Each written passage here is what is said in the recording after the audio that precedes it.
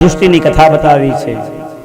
મહત્ત્વમાંથી ત્રણ પ્રકાર અહંકાર થયા, સાત્વિક અહંકાર, રાજસ અહંકાર અને તામસ અહંકાર। આખી સૃષ્ટિનો વર્ણન બતાવ્યું છે। અહંકારમાંથી 5 તત્વો ઉત્પન્ન થયા।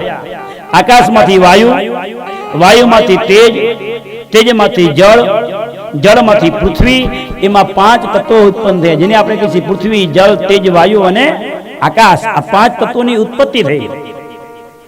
સૌથી પહેલા શું તો કે આકાશ ઉત્પન્ન થયું। આકાશમાંથી વાયુ, વાયુ એટલે પવન, પવન ખૂબ વહેવા લાગ્યો અને વાયુમાંથી તેજ ઉત્પન્ન થયું, પ્રકાશ થાય। દોસ્તો હા થાય ને પ્રકાશ થાય। અને પ્રકાશમાંથી,